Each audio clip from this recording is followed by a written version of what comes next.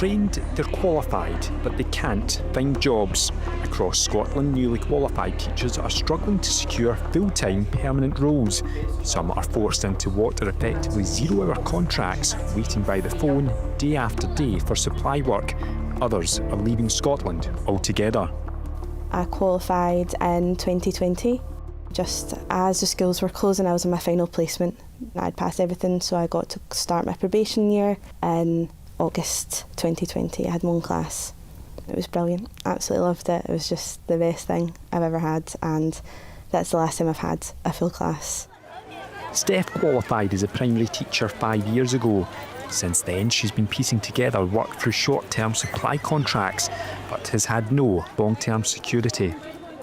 And what sort of impact does that have where you've got no stability? It's really harrowing when you really think about it.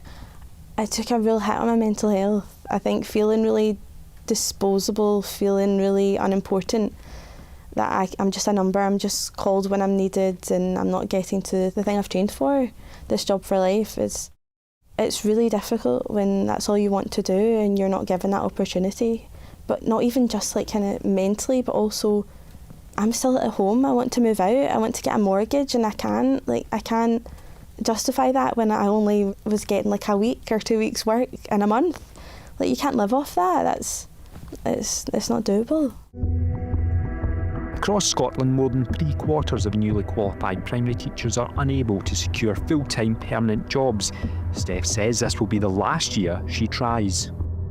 It took a huge hit on my mental health, just almost feeling like I just can't do it. It's not that I don't want it more than anything. I want to be able to drop everything and go and teach, but knowing that you have that barrier in place, that you're not allowed to do it because, well, you can't afford anything other than that.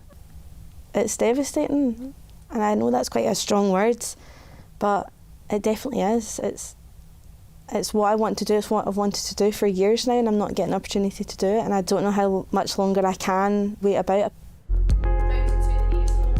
Some newly qualified teachers are finding opportunities, but not in Scotland.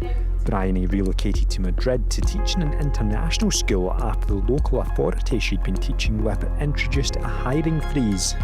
It's definitely not what I saw myself doing fresh out of my probation year. It's something I'd always consider doing at some point, maybe when I was more experienced. But it's a big decision to make from a newly qualified teacher to all of a sudden leave the system, the curriculum that you have just gotten used to, just gotten your head around, to then sort out a visa, sort out living in a different country, accommodation, completely uprooting your life at great personal expense as well, actually. So it was a huge move, a huge decision. Last year, Scotland trained thousands of new teachers, but local authorities say they can't afford to hire them permanently. I think we were told, not too much further along in the year than this, maybe early spring, March, April time, that we were essentially not even being given the opportunity to interview in our council. So then you have to continue the rest of your year. You have to continue going in every single day, putting on a smile for the kids, dealing with, talking to the parents, putting your all into that job, knowing that you would not have a job at the end of that year. It was very tough. And I wouldn't wish it upon my worst enemy, honestly. It wasn't easy at all. It used to be an issue isolated to primary schools, but now those training to teach in secondary schools are also struggling to secure work following their probation year. It causes a lot of stress. Basically, I've had to rely on family sometimes financially to support me through paying for my house. And also it causes a lot of stress for family as well, because a lot of them will be asking, have you managed to get a full-time permanent job anywhere? And I have to go back and say no, unfortunately not. So it can be really tough, and especially when you're seeing other people that you know in other careers thriving and moving up and doing well in those, and you realise that you feel a bit stuck over the last few years.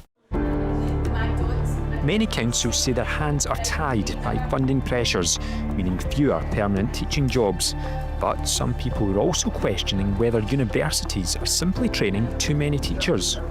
A lot of people really want to get into teaching, so I think it's great that so many people want to get into it, but I think they should be more transparent about numbers and how many jobs are available at the end of it, and whether you're likely to actually get a job at the end of it as well. So do you regret going into teaching?